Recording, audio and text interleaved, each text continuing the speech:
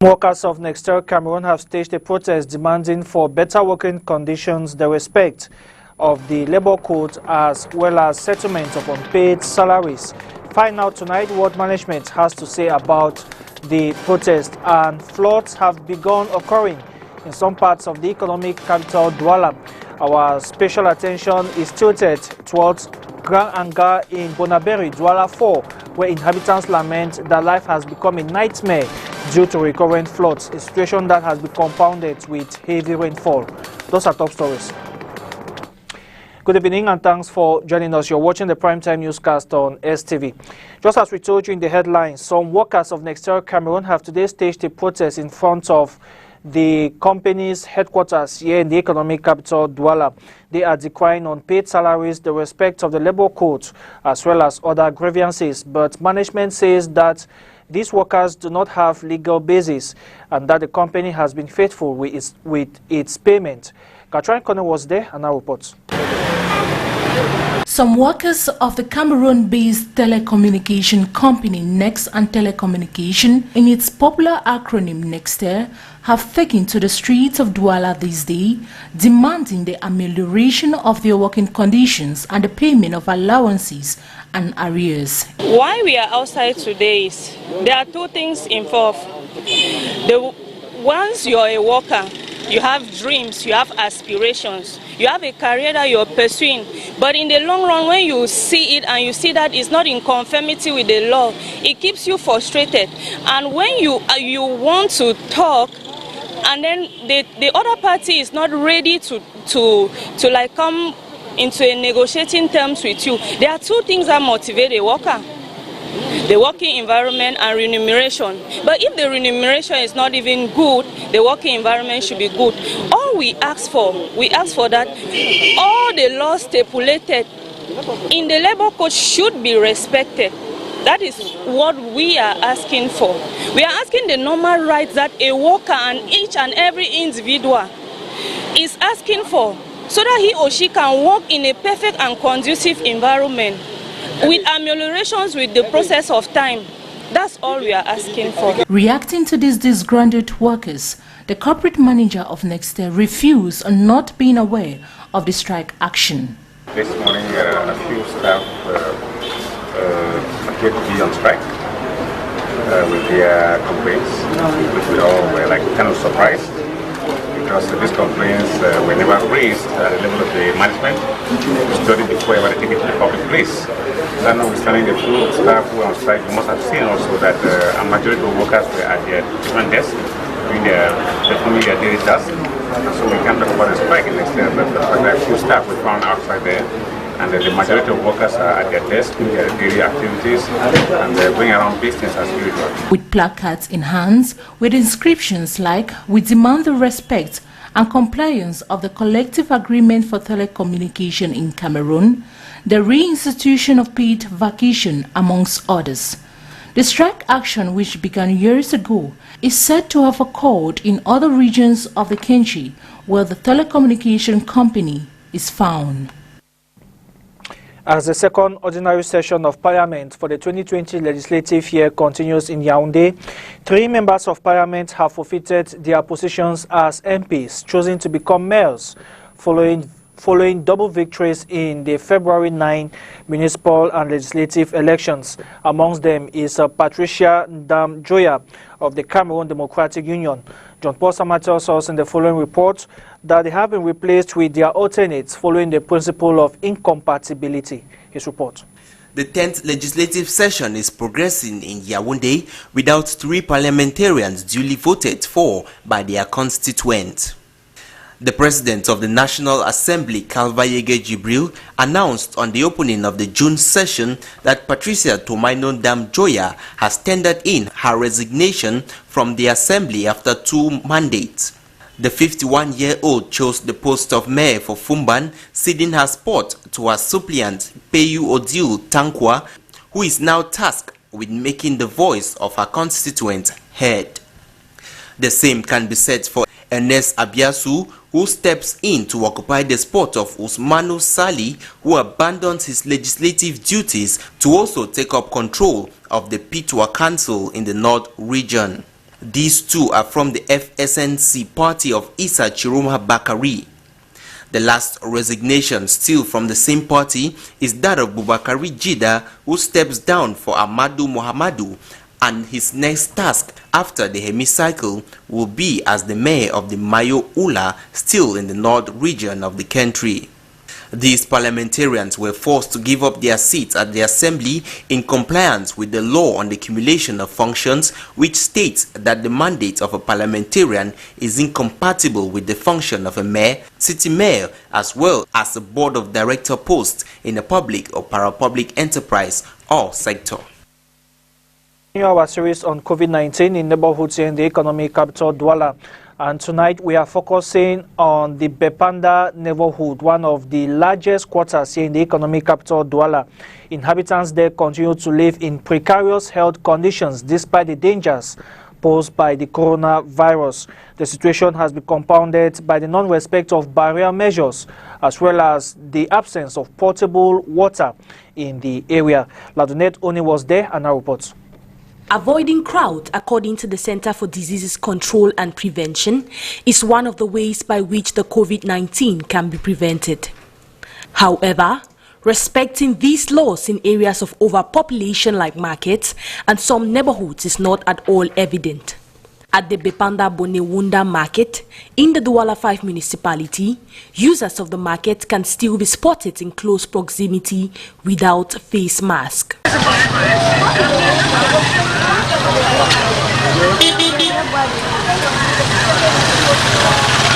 The 2 billion worth of COVID-19 kits given by the head of state to be distributed in communities is yet to be received by the population and authorities in this locality. Here at Douala 5, we have never seen any bucket or soap. They shared it everywhere, but we didn't get any. We haven't gotten or seen them.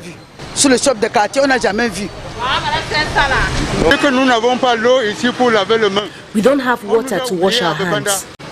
They have forgotten us in Bepanda, since they placed buckets and water everywhere to wash hands. We don't have water. We didn't receive anything. In order to further sensitization campaign, the quarter head has resulted into using his personal funds in acquiring disinfectants and other COVID-19 protective kits. Je n'ai pas eu le don du chef de l'État. Ça avait mes propres moyens. I didn't get the presidential aid. It's with my personal assets that I'm using to fight against the COVID-19 pandemic in my blog, making sure no one gets contaminated. I bought everything with my money, so I can disinfect my neighborhood so as to ensure no one gets contaminated.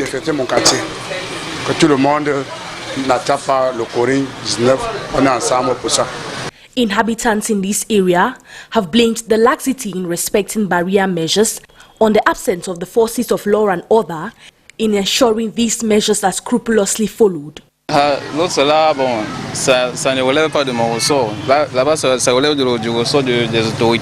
that, it's not in my power. It's for the authorities. Normally, authorities are to make sure the population, especially in markets, fully respect these measures, like wearing their face mask. Donc, on devait franchement veiller à ce que, franchement, après la quasi-totalité des gens du marché portent le masque, quoi. Regardless of the increasing number of COVID-19 cases in Cameroon, most Cameroonians still adopt a lukewarm attitude to the existing pandemic.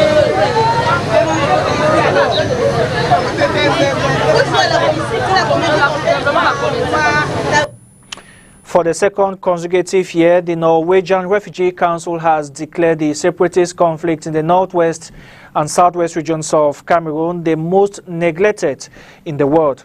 The agency warns that the humanitarian crisis emanating from the conflict will worsen due to limited finance. Details in this report. For the second consecutive time, Cameroon tops the Norwegian Refugee Council list as the country with the most neglected number of crises.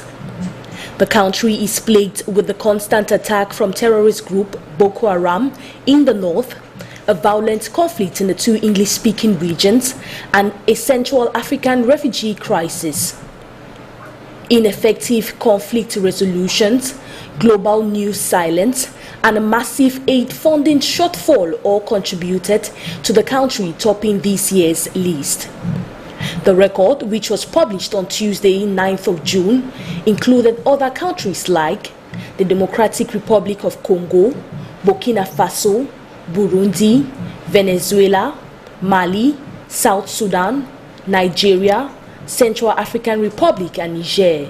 Every year, on the eve of the Refugee Day, June 20th, the Norwegian Refugee Council shifts through the crisis that have displaced more than 200,000 people, focusing on three criteria, which are the lack of progress towards peace, the lack of interest of the media, and the lack of financial aid to the population, which is calculated according to the rate of coverage of the fundraising course launched by the United Nations and its partners.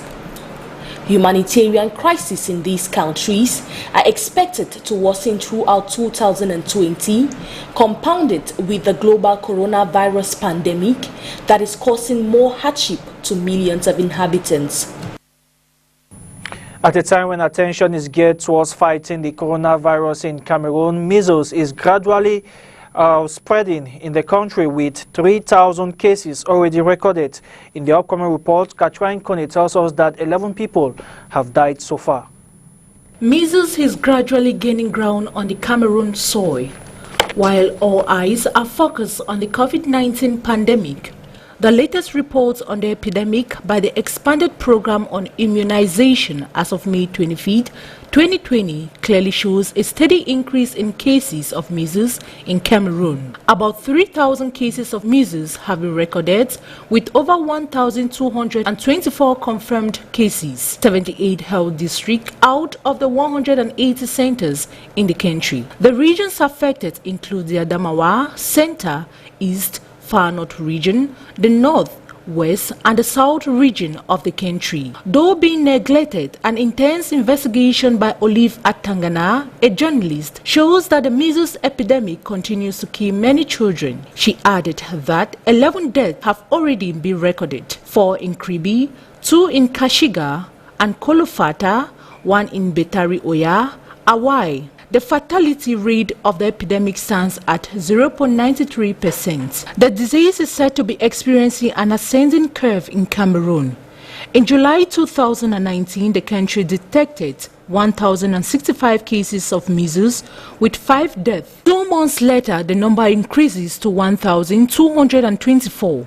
In November, 2,236 cases were registered with 6 deaths. For the EPI officials, this increase is justified by the fact that children are not sufficiently vaccinated. 50% of the cases are children aged 9 to 59 months, while 74% of the confirmed cases are not vaccinated. Since 2008, the population has been getting less vaccination against the measles. Reasons why immunization percentage remains insufficient. It is below the 90% set, according to the result of the last national vaccination campaign organized from December 4 to 8, 2019 across the country. Due to the outbreak of COVID-19, the vaccination campaign measles has been suspended, making the situation more delicate. In 2018, 10 million people were affected by measles worldwide, causing 140,000 deaths, an increase of 58% as compared to 2016. While the mortality rate for measles is usually 3 to 6%, it has been estimated that it can reach 30% due to malnutrition and vitamin A deficiencies. As COVID-19 continues to spread worldwide, more than 117 million children in 37 countries may not get measles vaccines. Vaccination campaigns against this potential life-threatening disease have been postponed in 24 countries due to the COVID-19. Let's now take the second of our lead stories. Inhabitants of the Grand Anga neighborhood in Bonaberi are decrying recurrent floods in the area. This has been compounded by heavy rainfall recorded in the last days, accusing fingers are pointing at poor drainage systems, as well as the laxity of council authorities to improve them. Details with Christelle Asek-Swele. Last night, heavy downpour triggered flooding, submerging roads, houses and leaving residents of Bonaberi stranded. La pluie d'aujourd'hui a débordé le niveau.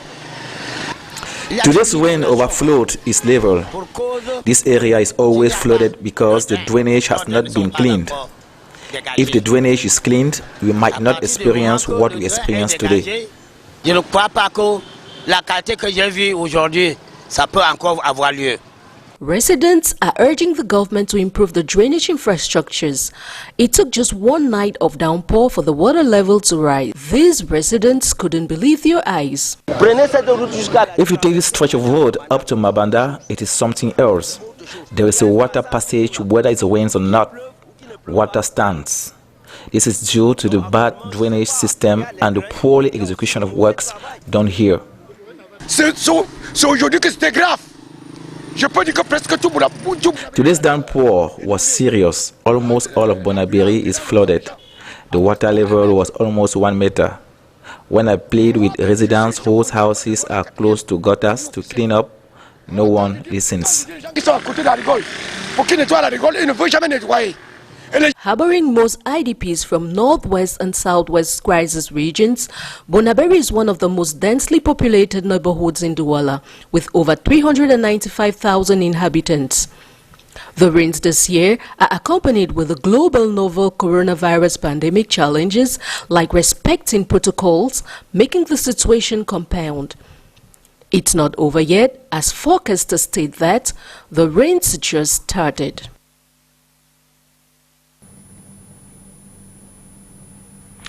And the station time that saves 9. Now, plastic bags are becoming rarer in markets in the economic capital Douala due to COVID-19 causing high demand.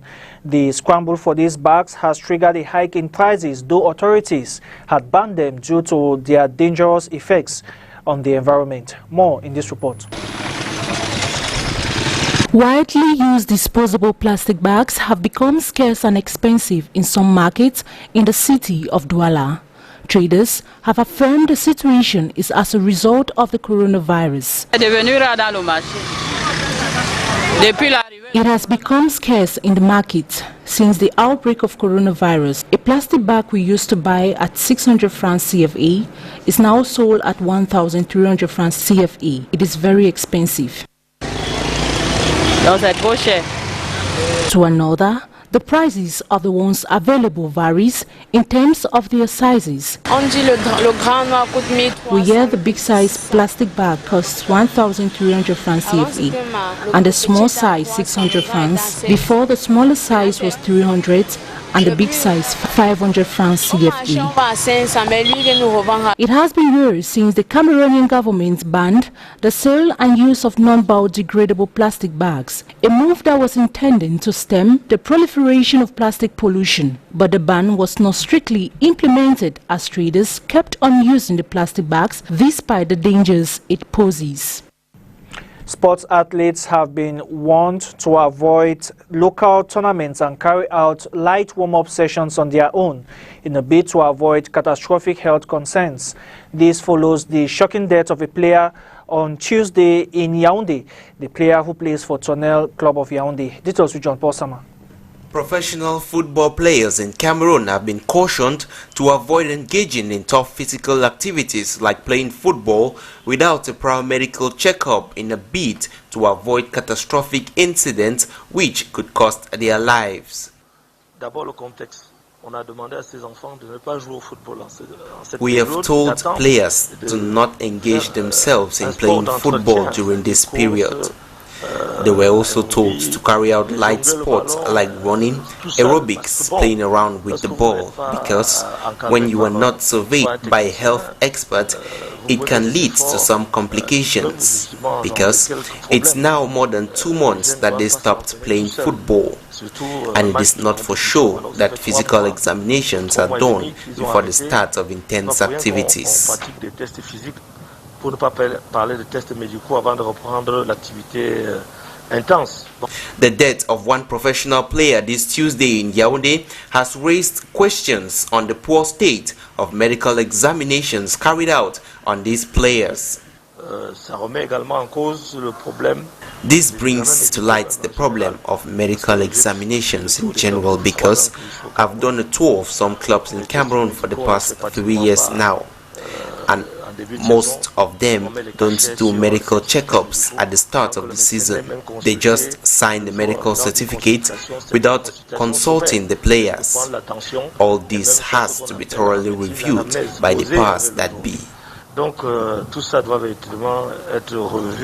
However, not all clubs begin a given season, according to some sources close to these establishments, without carrying out prior medical examinations on their players, as some fingers are pointed to others who just sign medical certificates and send to the league management body without testing. Out of the country, recent deaths of African Americans after encounters with law enforcement have reignited a debate over the role of policing in the United States. Some of the protesters have mounted calls to defund the police, but the word defund is causing confusion. As we get more from the VOA.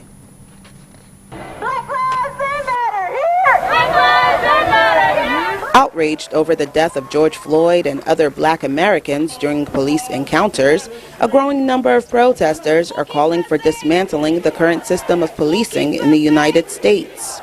The police receives billions and billions of dollars in order to brutalize minority communities, specifically black communities, which is completely unjust. It is oppression, it is racism in its finest.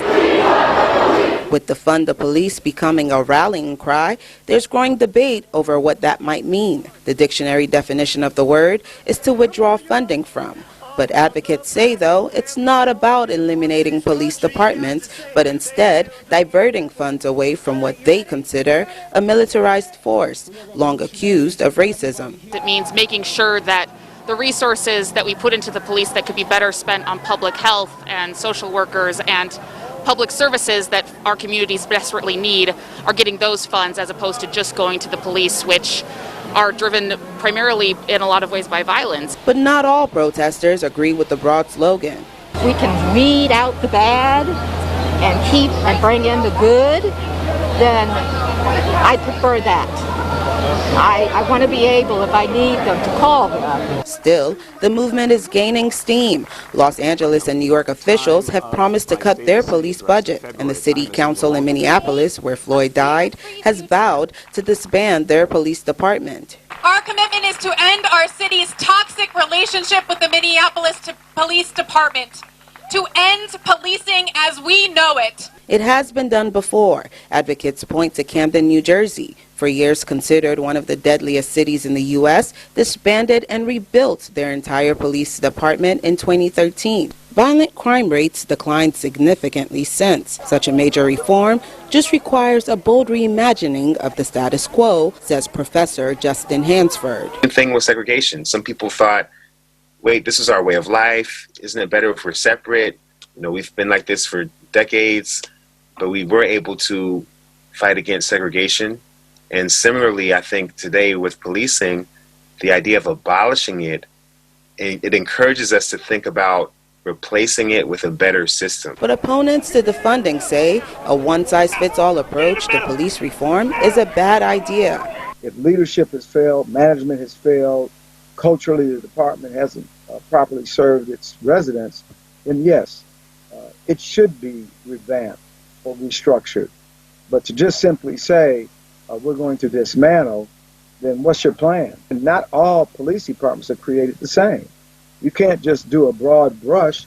With lawmakers watching, as demands to restructure policing in America intensify, the movement is likely to be a hot-button issue in an already polarized election year. Jason Samelny, VOA News, Washington.